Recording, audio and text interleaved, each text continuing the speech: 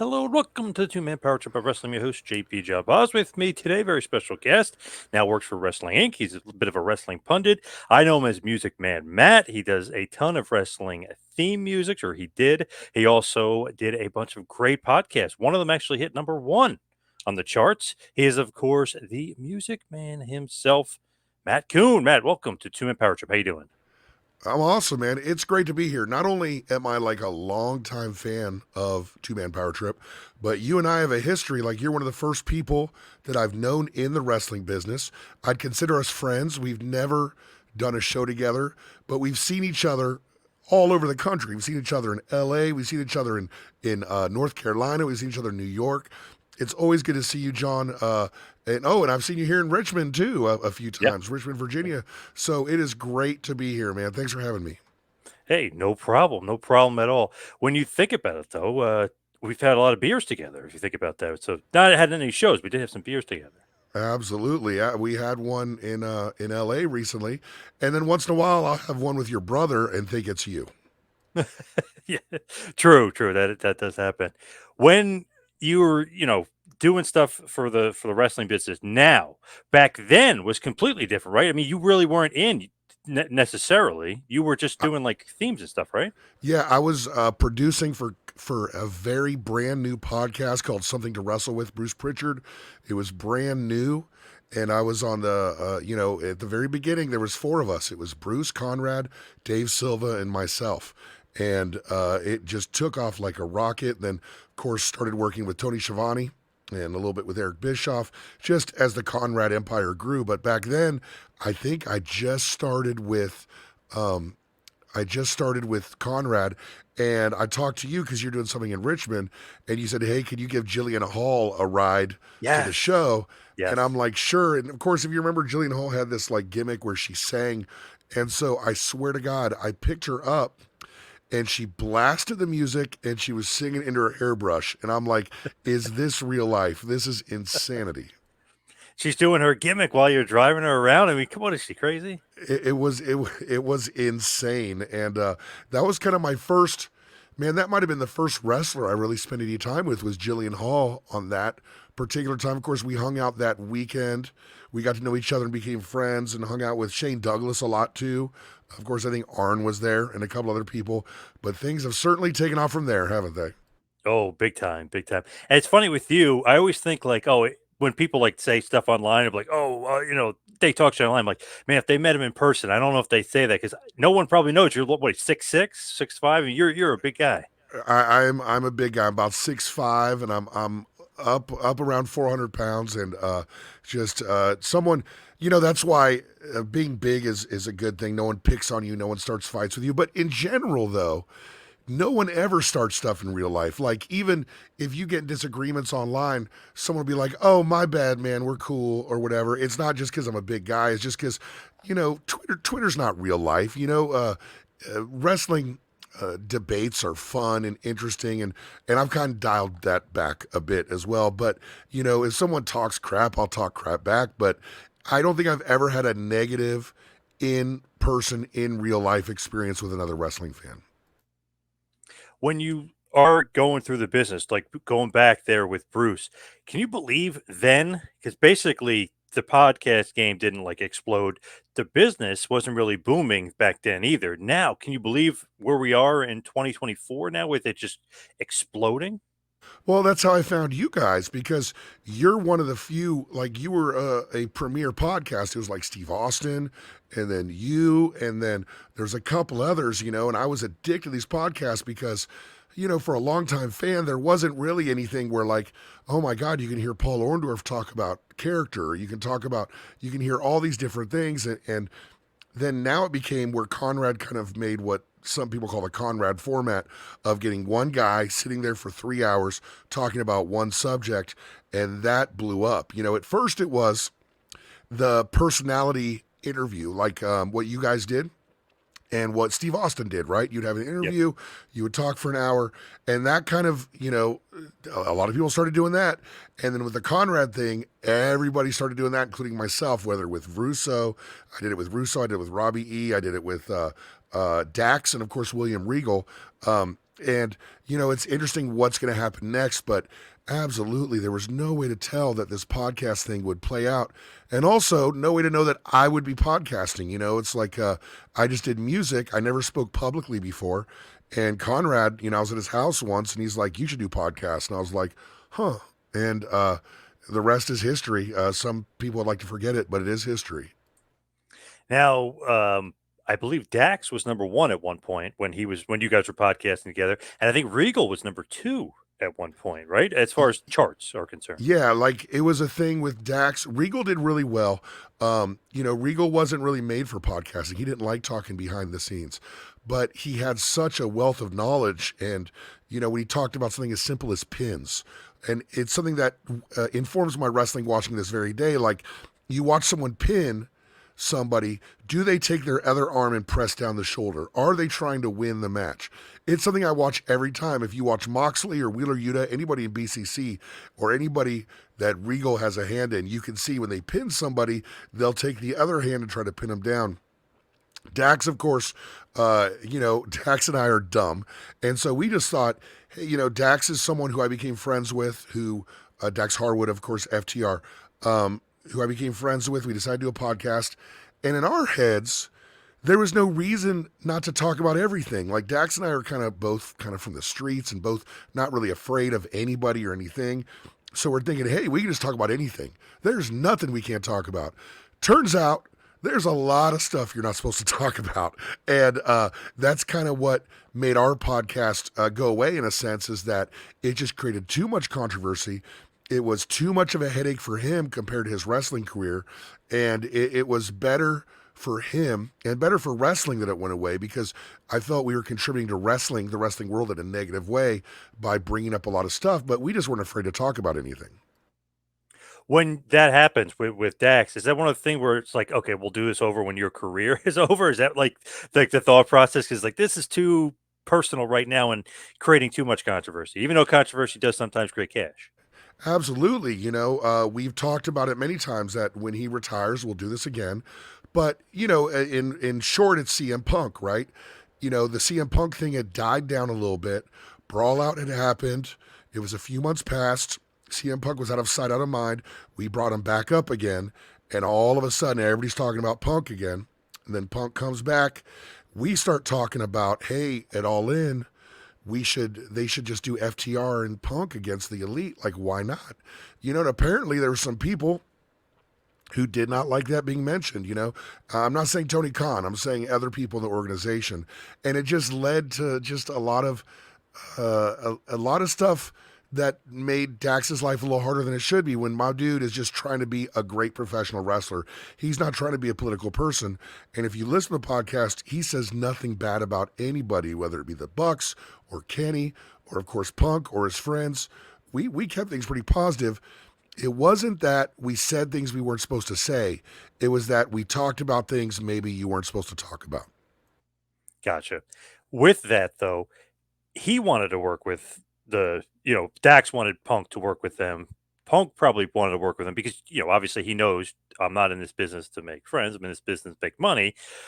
Wouldn't that have been an awesome money match? I mean, the money match, and probably Punk versus Omega one-on-one is probably the top dream match that they could have had, or money match that they could have had.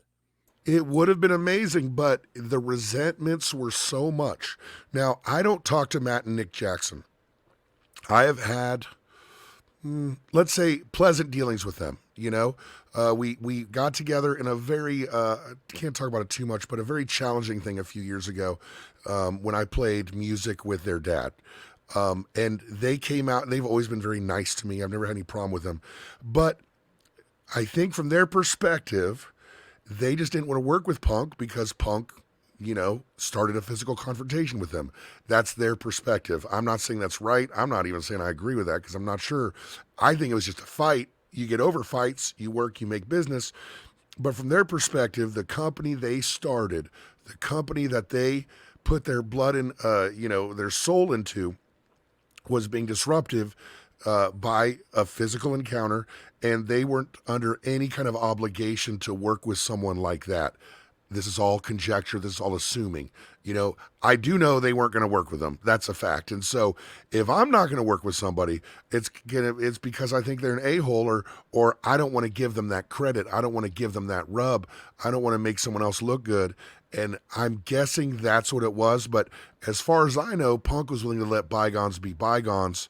But some people just, from their standpoint, from the fight, from the first brawl out fight, I think the resentments were there, and you can see now the resentments are there with what we heard about Dana Massey leaving and about how she felt. That's Matt's wife, who was the head of merchandise for AEW, that she felt that the company didn't support her or support the Bucks in that situation, which goes to show that there was a lot of resentment there. I hope they all work it out. I wish Punk would have worked out in AEW. It certainly probably would have been better for wrestling, but Punk in WWE is fun too. Man, I was at the MSG show at Oh wow, really? for WWE, the holiday show for Punk. Who? So when I initially looked at the tickets, I'm like, I'll probably go Nakamura's fighting Cody, but I like MSG anyway. It's not that far of a drive. Sometimes traffic sucks, but it's not that far of a drive from me to Jersey to get there. So I'm like, Cody's on there. Maybe I'll go to the holiday show. I'm off for that week. I'm like, yeah, I'll just go. So 11,000 seats. Okay, all right, that's not bad. Then all of a sudden they announce Punk, and then it's 16,000 seats, and the price gets jacked up. So I was like, oh shit. But I actually ended up paying decent price. My friend who was in the section above me paid triple the price that I paid. So just go show you Punk equals business. He's a draw. I mean, that losing him sucks. I mean, that's just no other way to put it. There's a lot of veteran moves, as you know, involved in buying tickets for shows. Like Yeah. there's many, waiting to the last second seems risky, but usually financially is usually the deal, right? Like usually if you want to get StubHub, you wait to that last second. Somebody's got tickets. Now, once in a while, that will kill you. Once in a while, you won't get in. Once in a long while. But generally, that's the way to do it.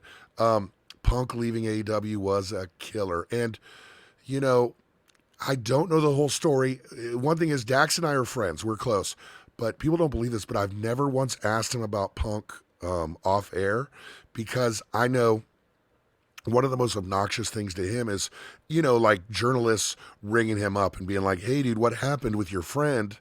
And I don't want to be that kind of friend to him. I don't want to be someone who's just kind of rumor mongering.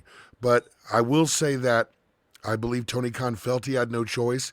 It certainly seemed like an untenable situation, even before the Jungle Boy thing happened, where you've got two shows, but they still have to be in the same building sometimes. Some guys won't work with the one guy, and CM Punk is still taking shots. God bless Phil, but CM Punk is still taking shots like left and right at these guys. And they're the guys who started the company. So, it seemed like there was no way this would last. And the Jungle Boy thing kind of showed that there was no way that was going to work with Collision and Dynamite being separate shows when they still had to work some shows together. It seems like if you can't work this out, somebody had to go. It's just crazy to think that he's gone. Not only is he gone, 2 months later, he's in WWE at Survivor Series, getting one of the loudest pops I've ever heard. His merch is like the number one seller. Then the MSG things happens. It's the highest grossing thing. So it's almost like immediate bad karma, like for AEW, and immediate good karma WWE. It's like, holy shit, this Hogan, Bruno, Rock, Austin, they're all at the Garden. They're all these years. This guy comes in. I know inflation, everything else is up, but still, this guy comes in the Garden and explodes the business. Man, the merch stand even looked like it was ransacked. Like when I went up to it, it was crazy how many people were just buying stuff. It was also a timing thing. Like, CM Punk goes to WWE at the time and point where WWE is hotter than it's been in decades. Yep. So you're adding the hottest guy off the hottest controversy, maybe since the Montreal screw job, coming in at a time where Triple H is on, just he's killing it, and when you look at what's going on, people talk about booking, but I think about characters. When you look at what Triple H has done, everybody is a bigger star than they were a year ago. Everybody's more compelling than they were a year ago. You look at a Drew McIntyre. What was he doing a year ago? Right now, I'm looking forward. Look at what they did with Jey Uso. Like, who saw that coming? Cody Rhodes How in the heck did Cody Rhodes keep his momentum for a full year after somehow losing? So it is booking, but it's more about how hot they are because everybody wants to see all their wrestlers. They have like 10, 11 guys that if they headlined a house show, you'd be happy to see. True, and this was perfect too because he hadn't been in the Garden in 10 years either, so it was, like, literally perfect. They were clamoring for his return, but I just couldn't believe how much money they made on the house show, and I couldn't believe how much money, to be honest, my buddy spent on the ticket either, but I was like, "Holy crap," like, that is just amazing that Punk could do that and pull that off, considering, like, all the other names before him. It's just perfect storm. And they're maximizing their profit point too. Like they know exactly how many tickets to sell at what price point to do it at. Like they're really optimized right now. You know, like we keep hearing WWE is has the biggest house they've ever had here, biggest house they've ever had there. A lot of that is just pure metrics and figuring out how much can we get out of each customer for each seat. And they're doing that really well, and that's something AEW has struggled with. And I just can't believe, like, people would pay that much for a house show. You know what I mean? Like, I'd pay that much for Mania for a ticket, but they're paying that for a house show at MSG. Crazy. I don't know, man. Like if Punk returned, I'd pay like I don't know, $200 to go see him, maybe, you know, like maybe more. I don't know. Like Punk against Dominic after, I mean, that's crazy. That's his first match back in WWE in 10 years. And like, and the garden is cool too. It's a little tight. It's a little small. You know, I'm a big guy, but, it's a great place to see a show, and it is the mecca. Like you go there, and you're like, well, that's where that's where Lou Albano got the big record smashed over his head, right there in the middle of the ring. You know, that's where all this stuff happens. So, man, you know, I think it's a no brainer. You got to go. You got to spend the money. You only get these moments once in a while, and the wrestling events that I'm glad I went to aren't the ones that had the greatest matches. They're the ones that had the greatest moments. I saw Seth cash in on Brock and Roman. It was amazing. I saw Bailey versus Sasha in person. That was amazing. It's these. I saw John Moxley enter at Double or Nothing in Vegas across from me. Those moments are priceless, and that's why we go to wrestling shows. I agree, and I remember that for a long time that I saw the Punker there because that was awesome because he's not wrestling on TV like he did in AEW. I love that. It's the Kia Forum, it's MSG, it's Royal Rumble, it's special occasions, which I think maximizes Punker. It's so smart too when you think about it. Like that's very much the old school, like how you and I grew up. You know, we saw Hogan wrestle Rusty Brooks on television. Maybe like once a year, Hogan would wrestle, or you would see something from the Garden or like Boston Garden or something. But for the most part, you would see the promos at the bumpers at the end of every segment going, Hogan's going to actually fight Paul Orndorff at the LA Sports Arena this month. And so that's it's kind of the way it used to be in a lot of ways where they used Punk to bring up their house show. I love it personally. I don't think that's where they're going. I think all the money is in is in streaming and TV deals. But I personally love the idea of having matches at house shows. Even back in the day, I saw like Taker against HBK at a house show. It's not something you'd see on TV, but it's a special. It's the way they get you out to the stadium, and seeing Dom against CM Punk. Where the hell else are you going to see that except the Kia Forum or Madison Square Garden? Pretty amazing. Right now, with Punk, Cody, Drew is now in the Rumble, Lashley, Nakamura, they're kind of stacking up the Rumble. Is there any way Punk doesn't win the Rumble? Because it seems like he has to, no? It seems like Punk or Cody, right? Hmm. Uh, I think so. The Rumble's before the Elimination Chamber, right? Yep. So if Cody wins it, they ain't putting Punk in the Elimination Chamber. So Punk has to win the Elimination Chamber, or he has to win the Royal Rumble. Absolutely, yeah. Punk wins that. I'll go ahead and give you the predictions right here. Rock and Roman is definitely happening in Elimination Chamber. I am 100% sure about that. And that I'm not, you can agree with it or not, but it does make Cody Roman kind of a bigger match now. If you treat that as kind of the first match, Roman beats Rock. Rock is one and out, and then you have Cody versus Roman at WrestleMania. Punk wins likely, gets the challenge against the other champion against Seth Rollins. That seems to be where we're going. It's logical, it's predictable, but man, is it going to be cool. Looking at Roman Reigns just for a second and like his bookings, he obviously card subject to change, not booked for the Elimination Chamber as of yet, oddly enough. Not on the poster, not booked for it. Kind of weird, right? Yeah, I'm looking for Rock and Roman at Elimination Chamber. They are a couple reasons. One is I kind of heard that's what's going on, and second of all, I think that with these international PLEs, they're trying to make these a big deal. WrestleMania is sold. It is sold, and this is not the Vince McMahon days where we have a lot of sentimentality towards things like WrestleMania. This is about bottom line stuff. The Nick Khan era. It's a Triple H era, but it's the Nick Khan era. And so we're looking at getting these international PLEs. We got Australia. We got stuff going all over the world this year. The secondary PLEs, and they're trying to bring these up and create an international market. So that's a hell of a way to do it, Rock and Roman, but I believe that's what's happening. I believe that's what's going to be announced. Otherwise, nothing else really makes sense, I don't think. When you look at that, obviously Australia, France, Germany, they're doing that. Why not WrestleMania though for Rock Roman? It's the two biggest names you could put on a WrestleMania headliner. I know you're saying it's more bottom line though. That doesn't matter as far as biggest Right. name. That's for me, if it was me, I would put Rock. Well, no, because I'm a Cody guy. So I hate Cody not getting his moment. I love Cody Rhodes personally and professionally, and I know when he went to WWE, when he signed with WWE, one of the things that he wanted was that title. Like, guys don't sign with WWE for titles. They don't sign for, like, I want this belt. Cody Rhodes definitely did. Cody Rhodes owns the belt that his dad lost at Madison Square Garden. Dan Lambert gifted it to him, the old WWE belt. He owns that belt, and he wants to win that title, which is Roman Reigns' title. I don't think he has to win it at Mania, but he wants that. So I'm a Cody guy. I think with The Rock, it certainly makes sense to do that at WrestleMania.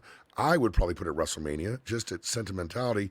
But bottom line, WrestleMania is sold. You're gonna have two nights, and you're gonna have CM Punk. It's gonna sell out two nights in a row easily. So right now, I understand the viewpoint of doing that. I believe that's what's gonna happen. It might be a timing thing with The Rock, but also the idea that Cody lost last year, and Triple H is known for sticking with his plan. And I think even though last year's plan was changed, I believe because Vince was involved, if you look at the fallout of Cody losing, you had Roman Reigns off TV coming back and doing tags. You had Cody Rhodes doing matches with Brock Lesnar. It seems to me that was all kind of designed for Cody to have the title. But with Vince not in there anymore, I think it's a long-term plan that they said, okay, you're going to get it this year. This is the year, and it's got to be at Mania because Cody is doing such great work on the house show circuit. He's being people's best men. He's picking people off of Twitter to hand out belts to. Bro, I saw Cody. I mean, this is a different guy. Like, I've known Cody off and on for a few years, and we're friendly. And, like, I went to a house show here in Virginia. Cody stayed an hour afterwards and signed autographs for anybody who wanted him around the ring. There's a little kid that was close to me who was kind of mashed against the grid who was crying. Cody lifted him up and put him in his arms, and held him. And, like, Cody's going through tables, like, every single night in these house shows. He's wrestling so many matches. I think it's just dumb if they don't make him the guy. He's the face of the company they've wanted for so long, and he's a guy that people are not cheering ironically like they did Cena. And also, while he was hot before, this last year of doing the work that he does has made him very beloved to the WWE. So I think that WWE's looking forward. With The Rock, that's the ending. With Cody, it's looking forward. And then you can have the bloodline thing. Cody wins, then the bloodline explodes. Then you have these matches with Solo Sikoa and Jimmy, and maybe Jay gets involved. But I think it's all about Cody. And I think it was set up a long time ago, a year ago when Cody lost at Mania. When you look at Roman Reigns and the title run, does the number of days matter? Because they bring it up 5 times every time he's on TV. And for some reason now Backlund has been erased. I don't know why they stopped mentioning Backlund. They go he's away from history. Two guys, Bruno Sammartino and Hulk Hogan, and they keep mentioning that. So does the day of the reign matter? Because he's at 1200 plus now, and obviously Hogan's 1474. Does that matter or no? Like literally nothing matters less, right? To me, it's a great thing to say. Like it looks great. I remember, I think they really started doing this during the CM Punk run when CM Punk won the title, and like poor Punk, like he's always feeling like he's victimized. This was a good example of it. CM Punk is not headlining any show ever as he's champion. It's all about The Yeah. Rock and John Cena, and but they are counting the days. They are saying, "Wow, he's been a champion for this amount of days and that amount of days." And as Brock became champion and they kind of lessened the importance of him showing up more and more, and now Reigns, who is just, really taking this idea of very rarely wrestling to a new thing, it doesn't matter at all. It doesn't matter to the fans. It doesn't matter to me. It probably matters to Vince, who's not there anymore. So I would guess they're not going to really worry about breaking the Hogan record or the San Martino record. And of course, Backlund had that title forever, man. But I guess people don't want to remember the days that people were winning matches with atomic drops.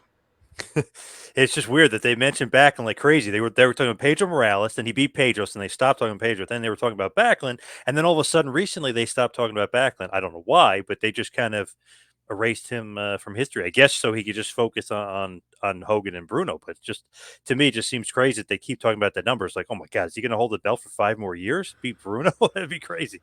I am so old that Backlund is my first champion. And just briefly, when I started watching wrestling, it was right before Sheik got the title. So Backlund was that first champion I saw, and you know how it is. Like the first music you ever listened to is the best music you ever heard. Hmm. And so to me, Backlund, he's the man. I'm like, when's he gonna get his shot? And I waited like 10 years, although it seemed like 100 years, didn't it, before he came back. Yep.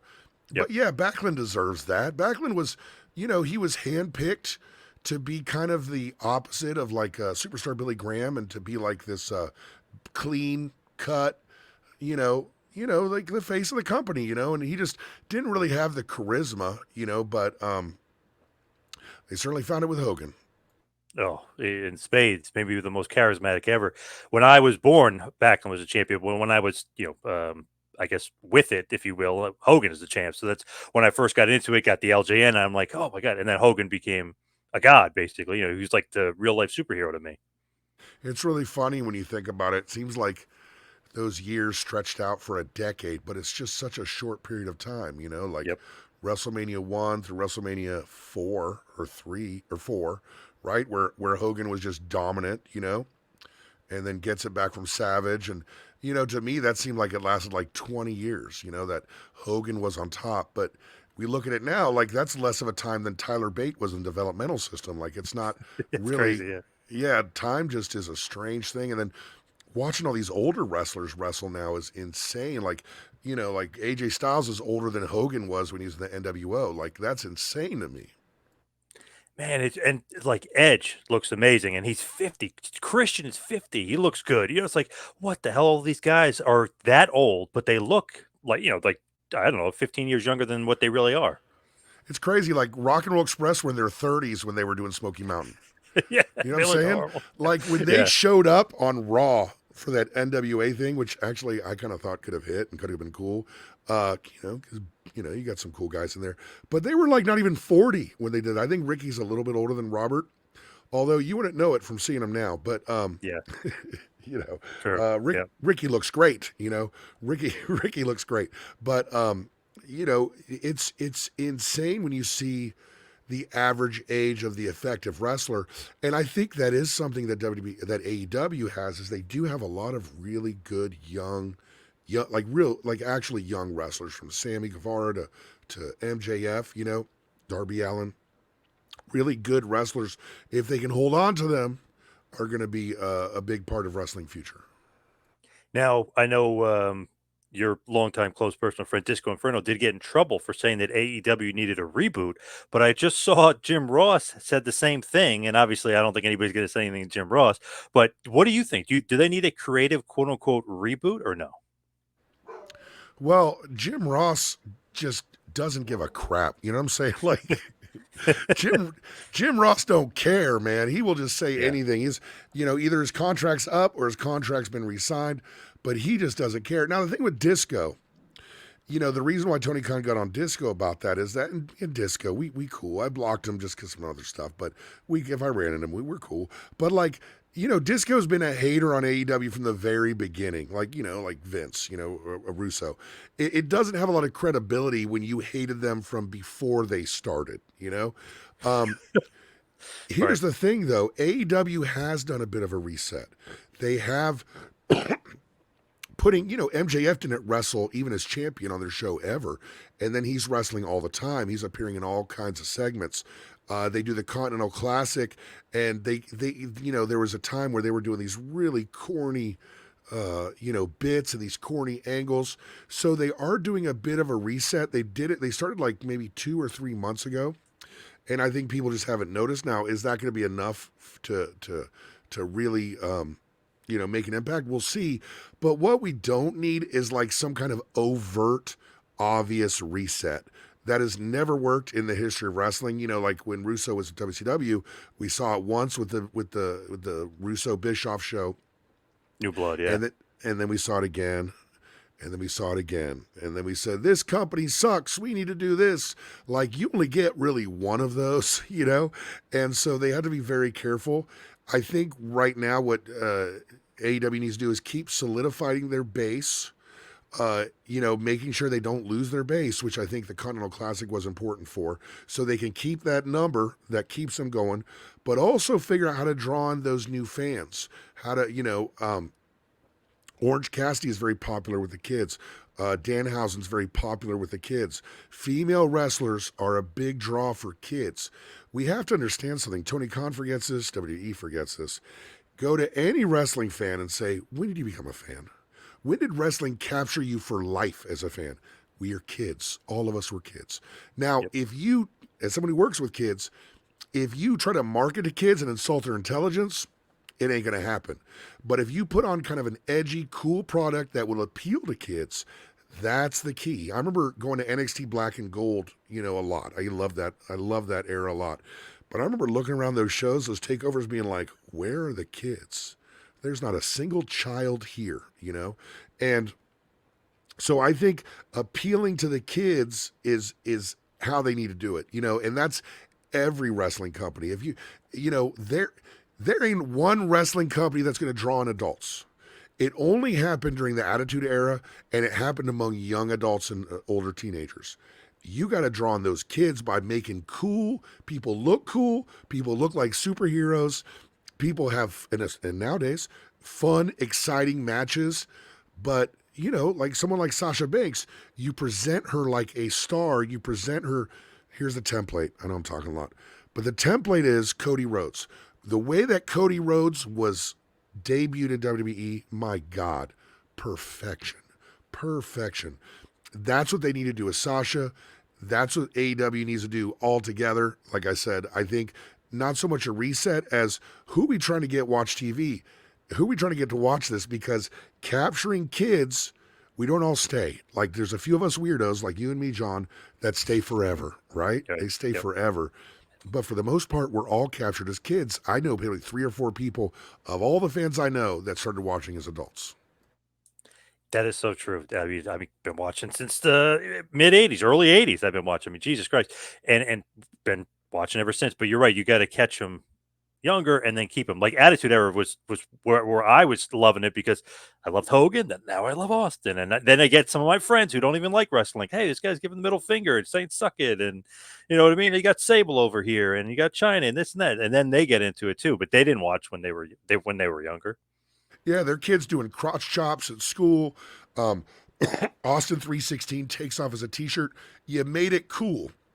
Yep. WWE is hot right now. They're a spectacle, like a circus, but they're not cool.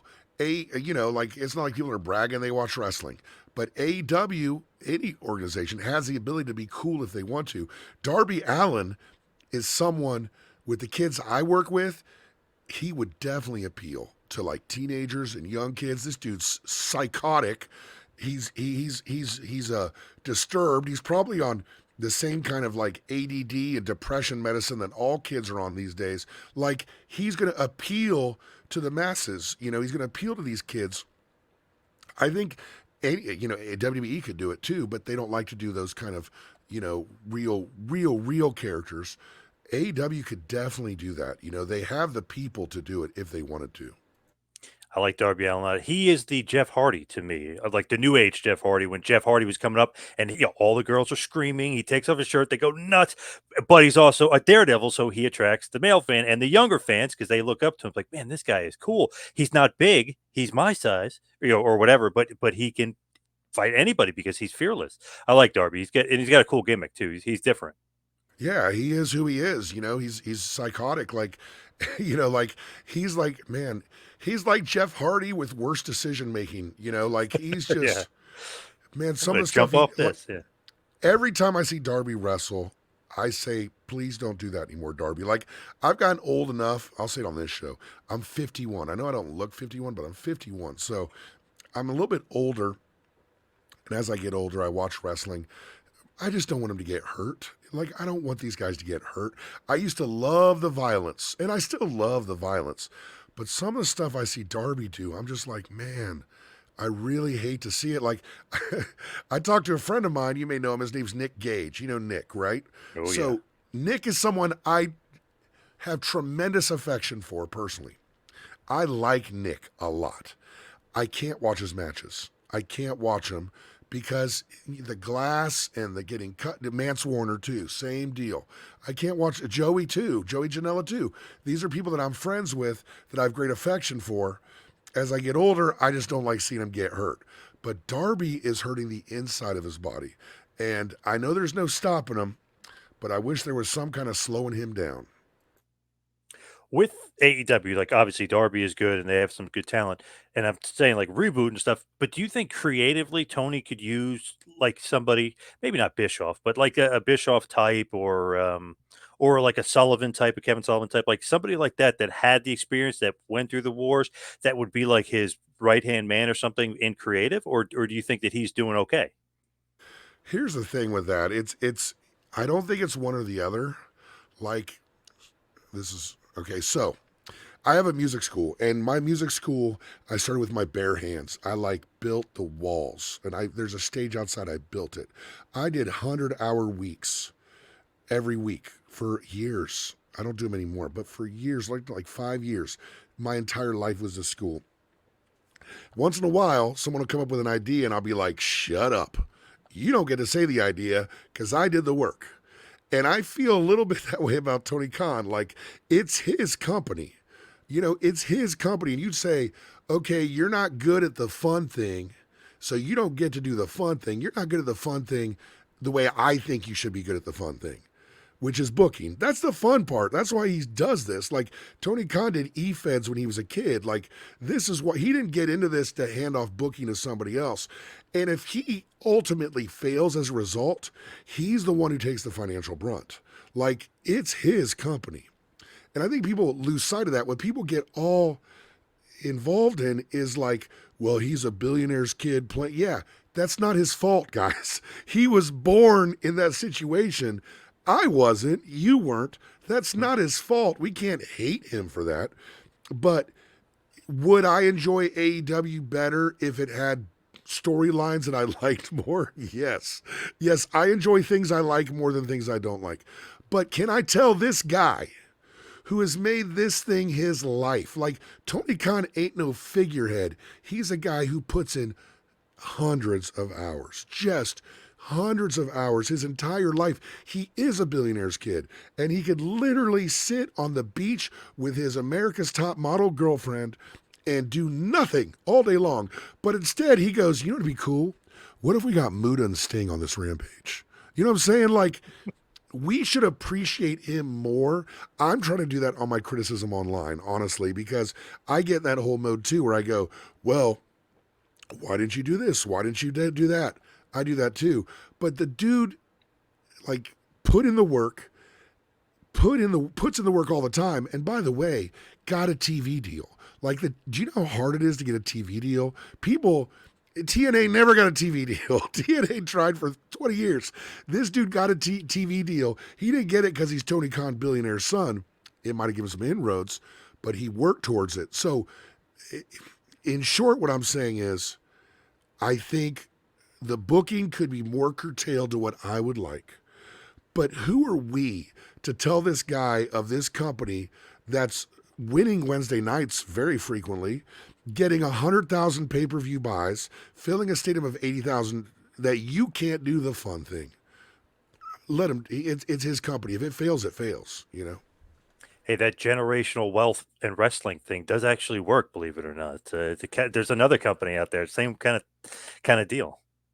Yeah, I mean, Vince did not earn the money. Like the Vince McMahon the myth, of like, Yeah. he paid his dad. Here's a great. He paid his dad out of his own pocket. Where does a 30-year-old get $1 million in 1983? You know what I'm saying? Like, you get it from your dad. Like, you get it. It's generational wealth. I was not born rich, but so many people. Like, if you take the Tony Khan criticisms and you cut out all of the billionaire's son stuff, you'll probably get down to about 20%. Like, it's literally 80% of people who wishes they were born in that situation and are jealous of the fact they weren't. And, you should book this so I will enjoy it. It's the Cornette thing where if wrestling is not this way, then it's bad. If wrestling is not Russo too, a lot of us, Meltzer too. If wrestling is not this way, it's bad. Well, this guy, it's his money, it's his company. He gets to decide what to do. And I myself am trying to dial back my criticism a little bit of the booking. And I never say he should get somebody to help or anything like that, because I get wanting to do the fun stuff. Are you worried about the ratings at all for AEW right now? I think there is a duality here of thought. Tony Khan sometimes lives in, positive land of going, well, look at this thing and look at that thing and look at that thing. Everything's going great. But I think we can honestly say that 4 years ago, he didn't see the ratings being where they are right now. He saw them being higher. I would guarantee that. So they should be higher. They could be higher. Do they need to be higher? I don't think so. I think we've seen, like, the ratings for AEW have diminished about the same rate of the amount of cable homes being lost, right? Yeah. So it's basically the same as it was. Again, let's be intellectually honest. Is that ideal? No. Is that what we want? No. Is NXT going up? Yeah. So it's possible. I hope so. Like, I remember, I'll say this here, is that I had a tweet that went viral because I heard about the WBD thing. Like, I heard people talking that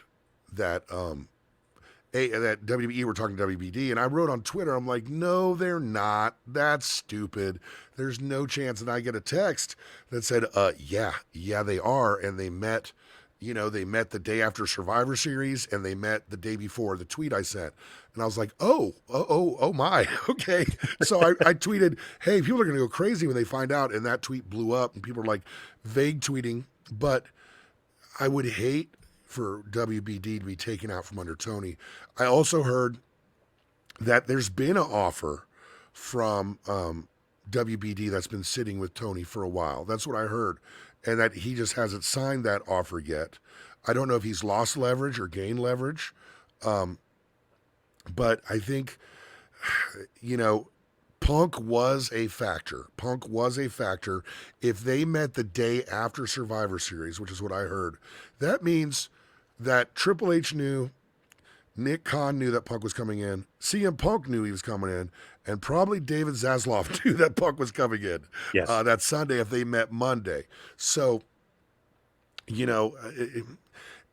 Tony Khan did not deserve that. I'll say that much. I think I get it with CM Punk. I get it, like, if I'm going to destroy my enemies, I'll burn down the whole world. But Man, I hope he doesn't lose WBD. Are the ratings strong enough where if he loses WBD, they're in a strong position? Probably not. But are they in a dire position? Probably not. Thing is, too, that would suck. It's almost like the same thing that happened to WCW. WCW got hot. The NWO, they got good. WWF like kicked it into gear. They really elevated. WWE was terrible for like 20 years. Let's just be honest. They were bad. AEW comes along. All of a sudden, they start kicking into gear. It's like the no competition thing. People are going to say it's not true, or but it is true. When you don't have competition, you're just lackadaisical. Vince just rests on his laurels. We'll bring in this guy once in a while, and we'll pop a little rating here. But they consistently were terrible for 20 years. They did not have like a long string like they had when WCW was around and you had the Attitude Era. It was almost like a downfall. AEW comes all of a sudden back on the upswing. So we need AEW. They need to be successful. They need to be on TV. We all knew that AEW was going to do this. We hoped it would. We hoped AEW would, because, dude, like, those years of WWE, like what, 2013, 2018, Oh, 2019, 20, till the quarantine, just brutal stuff. And unfortunately for me, that's when my son got into wrestling and we were going to all these WrestleManias. It was just brutal stuff. We knew from past that, and just, like, if you own a, like my music school, man, let me tell you, if a music school opens up next door, I'm going to pick up my game no matter how good I think I am now. It's just pure psychology. And at the same time, AEW has been great for wrestling in so many ways. Jobs, basic jobs. Also, pay. Like, not just jobs, but when you have, do you think Charlotte Flair would have got the money she got if AEW didn't exist? Do you think Sasha would be asking for the money she's asking if AEW didn't exist? Just even CM Punk coming back, or Cody, or whoever, it's because AEW exists. Tony Khan has benefited the wrestling world for generations by bringing this company in. And could it be done better? Absolutely. I don't want to sound like him, but yes, better decisions could be made to make it more successful. Absolutely. But it's been a creative impetus. Vince would probably still be there if AEW didn't exist. really? Wow, interesting. It just seems like with the infusion of Triple H and Vince kind of, stepping off to there, I feel like that has helped business too because people are like, oh, it's fresh, it's new, we got a better booker, or we got somebody, more in line with what we like. So I feel Triple H, that's like the perfect storm for him too to be there.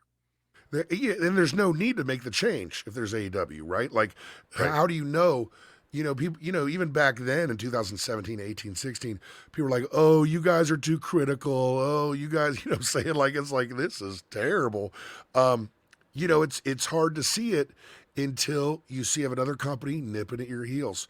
Triple H is just, he wasn't that giving a wrestler, like he Oh, wasn't, brutal. like we talk about, I don't know, what was it, 21 seconds it took him to cover Booker T after his pedigree, Pedigree. Yeah. Oh, and then RVD and some other cases where he just decided, "No, I'm not going to give this guy the rub."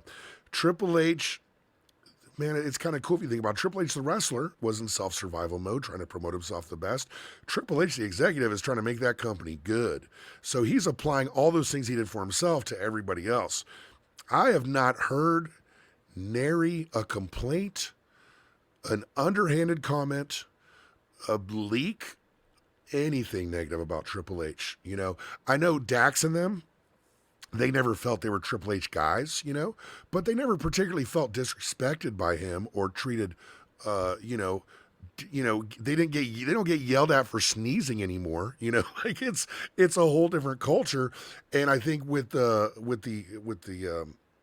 TKO taking over, Vince, even though I said he would probably still be there, it's a harder situation to be in now for Vince McMahon to kind of run amok doing the things he wants to do. And bless Nick Khan, for saying, okay, I'm in charge, but Triple H's job is creative. And guess who's staying out of creative? That's like getting Whitey Herzog as your manager, Earl Weaver as your manager, and saying, okay, Earl Weaver's a better example because he's going to platoon everybody to hell. And the general manager can't tell him what to do. Earl's going to do what he's going to put John Singleton and Eddie Murray in, and he's going to switch up catchers, and the general manager stays out of it because he hired the right manager for the job. Right. Definitely. It just seems like when Triple H is in there, even like the ill will with Punk is gone. I know Randy Orton and him used to bump heads. It doesn't seem like that. Obviously, Cody broke the whatever you call it, the throne or whatever. So you think there might be some heat there. There obviously is none. Like Cody loves him. Scott Steiner was just in the Hall of Fame. He loves him. You know what I mean? It just seems like, wow, what the hell? This guy is so much different than the Triple H I kind of grew up watching and quote unquote burying people. It's very interesting. It's kind of like, once in a while you'll see a Supreme Court justice who doesn't rule on a case based on their political ideology. They rule what's best for the court. I've seen that a few times. Like John Roberts has done that a couple of times, where you go, "Oh wow, he didn't rule the way we thought we would. He ruled because he wanted to protect the sanctity of the court." And that's a pretty big analogy. And so Triple H is kind of the same way, where you think he's going to be a certain way, but it seems like all of his decisions are made for the glory of the company and not for himself, which is a beautiful way to be. Like he's really, and he also takes care of his friends. Don't get me wrong, like he takes care of his friends, but he really does a good job. I loved NXT Black and Gold. I just thought it was is one of my favorite eras of wrestling ever, and he ran that. They were good back then, for sure. Now they're coming along, I guess, with Michaels, but it's probably Triple H's vision, I guess, in some respect, with whatever they're doing down there. I'm sure, right? I'm guessing Triple H would run it the way he's been run, where it's Shawn Michaels' deal. It's not for me yet. Like I don't love. I try. I want to, but man, it was just so cool back then. Like I'm talking right when like Kevin Owens, Finn Balor, and Kenta got signed. Like that was and Sami Zayn was just freaking killing it. And just, it was such a cool atmosphere. And every week you'd have some new guy you'd have to learn about. And he was good. He was good. This is much more developmental. So, I have less interest in watching guys learn how to wrestle than I Hmm. did in discovering about new badasses I'm watching. Now we'll hit the wind down. We'll head towards the finish here.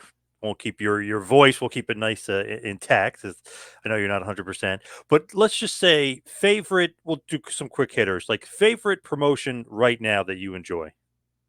Favorite promotion right now that I enjoy it's tough. I like AEW Collision and I like WWE Raw, but I fast forward a lot through Raw. So I still am going to go with AEW by a hair. But man, WWE is catching up. It's just that 3 hour show. Yeah, I actually found out today I have strep throat. So like Oh shit! yeah, it's fine. I feel good now, but I was dying earlier. But I'd say AEW by a hair. All time favorite promotion. Oh wow, that's tough. So I'm old. So I'm a Crockett guy and I'm a world class guy. And so I grew up in Southern California. In Southern California, man, like we got cable and I could watch like 8, 10, 12 hours of wrestling a weekend. Like, and I loved it. From California Championship Wrestling, which was like a terrible indie, to Polynesian Pacific Pro Wrestling, which was like the Rock's Moms thing, Mid South, Crockett, World Class came in every week. I love World Class, old WWE. I have to say, if I had to pick one, that 85 Crockett era. Love that. Oh, good stuff. Did you see the Iron Claw? I have not seen it yet, but I have a plot. My employee and friend Jimmy is not a wrestling fan. So I'm taking him to see Iron Claw, but I'm not telling him anything about it. So he's going to think it's this feel good wrestling movie. And as these guys die one at a time, he's going to just spin out as I watch. It's going to be hilarious. And then after it, I got to say, there was another guy who killed himself too, Jimmy. Like, Yeah. man, it's like, how bad is your story if you have to like cut a suicide out of the story because it makes it too tragic? Like, how bad is that story? Like, oh my, those poor Von Erichs. Watching that shit watching that stuff in real time was crazy. And then one week, I'll tell you this, one week I watched Chris Adams get blinded by Gino Hernandez on TV, right? That was the big angle. Gino Hernandez turned on Chris Adams. They're both bad guys, blinded. 2 days later in the paper, I read Gino Hernandez is dead. And then the next week they have the follow up with Gino Hernandez on TV because it's like 2 or 3 weeks behind. World class, man. They had some great stuff, but man, what a tragic story. Yeah, the movie I thought was great, but obviously I know it's not historically accurate. Even some of the wrestling stuff's not historically accurate, but I'm okay with it because there's the dramatization, and Kevin was okay with it. So And man, Carrie is so tiny though, man. It's hard for me to yeah, that imagine. that throws me off because Yeah. the real Kerry Von Erich is 6'3", 275 pounds, like Greek god, looks literally like he's from like another planet. And this guy is a good actor, but he's very small. And exciting in the ring, man. Like Carrie was a mess. If you listen to Ric Flair, Carrie was never like straight, like never ever straight in the ring. But man, when he used to hop in that ring and circle around and start hopping and start punching, and the place would just go crazy, Carrie was the man. Like I was really glad when I saw him in WWE or WWF as the Texas Tornado. I would remember watching that Saturday Night's Main Event and being like, "Oh, cool! Oh, he's the Texas Tornado." Little did I know he had 1 foot. Yeah. Crazy. Yep. Yeah, crazy. Oof, God bless Kerry crazy. Von Erich. Oh man, just amazing that he's that good an athlete on 1 foot and does the discus punch. It's like holy crap, this guy Dude, is. he was really good. Like he I think he was up for the Rocky 4 part, I think, like the Drago part, Hmm. I believe. And like his whole life could have turned out differently, but kids, drugs and alcohol, they're just like you never know. Some people can do some drugs and they can walk away. Other people can do drugs and it's their life forever. And poor Kerry Von Erich is one of those life forever guys. And it just ended up taking this beautiful career and this star and honestly the crown jewel of the Von Erich family and Yeah. just taking him down just a dark road. And just and it happened to a lot, man, because those painkillers, that's basically heroin. And when you're giving people heroin, they're gonna get addicted. And poor Carrie, it might have been very different if it happened today. Now, not wrestling related. Give me a favorite TV show of all time and a recommendation of a show to watch now. Let's see. So I guess I'll go with The Wire. I love The Wire. I don't know. Have you watched The Wire at all? Oh yeah. Yep. The Wire's Great show. fantastic. Yep. It's great. Um, just the characterizations and like, the it's such a clever show because it shows you the police organization and the criminal organization at the exact same time running in parallel and about how they're pretty much just screwed up and it's pretty much the same thing. Nothing changes. Yep. Life is pointless, right?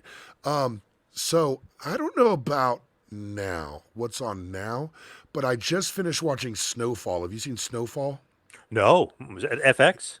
It's great.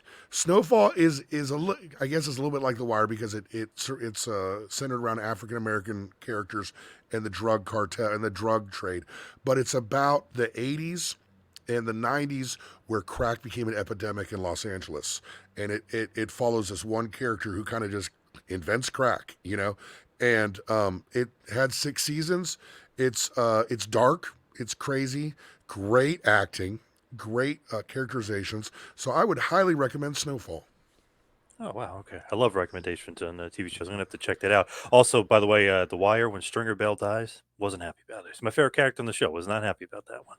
But Sorry to Stringer, spoil it for man, anybody. like Stringer's like, man, he just was a little condescending. Like he didn't really know that much. Like you think, like he Oh, literally he's learned totally something. being a phony. Yeah. Yeah. Yeah, like for me, I really McNulty is a Oh, he's awesome. character Yeah. I am like I'm very indignant and I will go down with a ship for doing what I think is right, even if it's so stupid. And there's one scene, sorry folks, there's one scene where Freeman says to McNulty, he goes, "What are you gonna do when this is all over, McNulty? You think there's gonna be a whole Jimmy was right parade?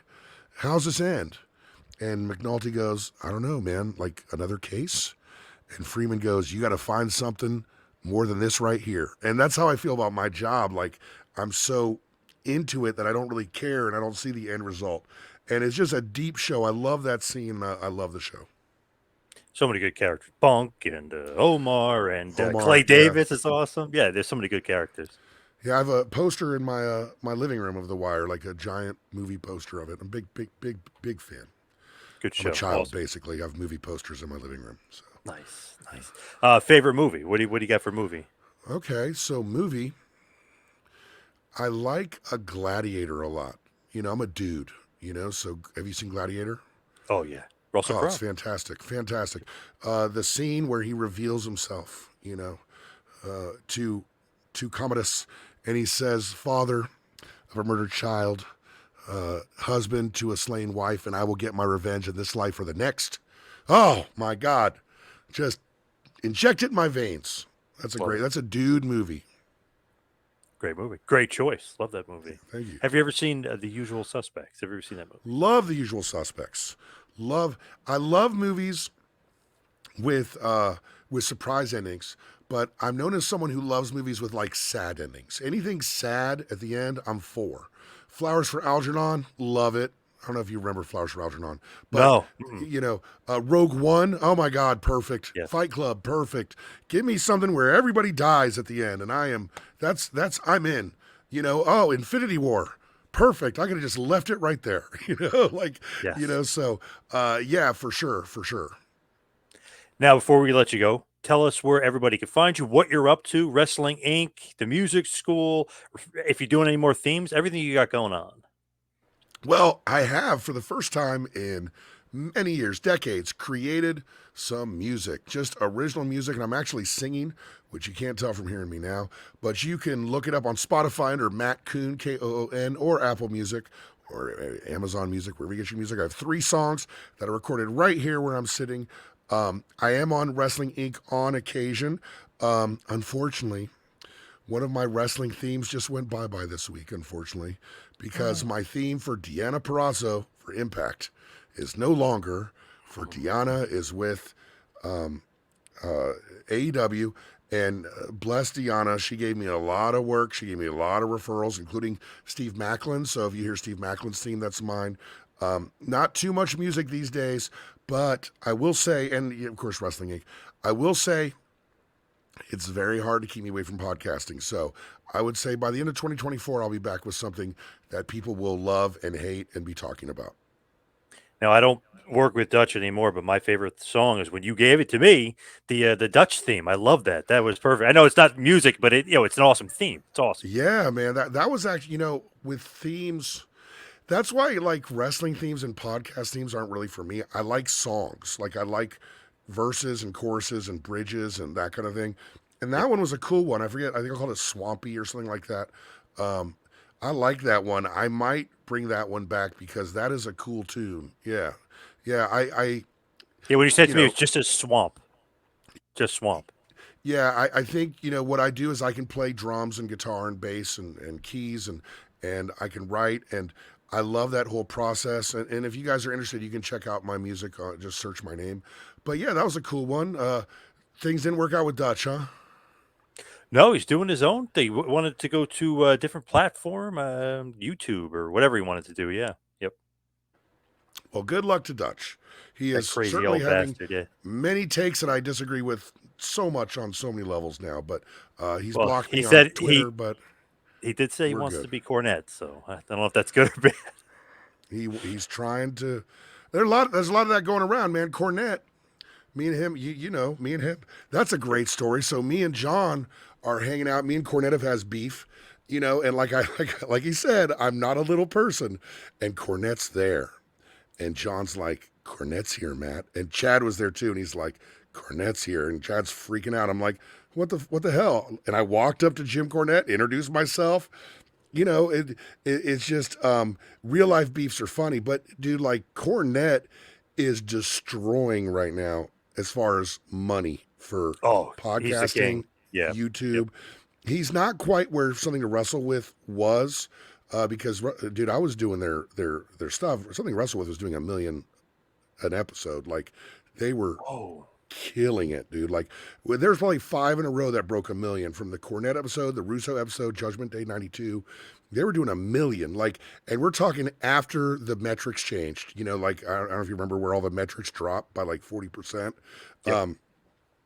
But Cornette is killing it. So there's a lot of people out there, guys. A lot of people have found like that. Oh, let's crap on AEW because it makes money.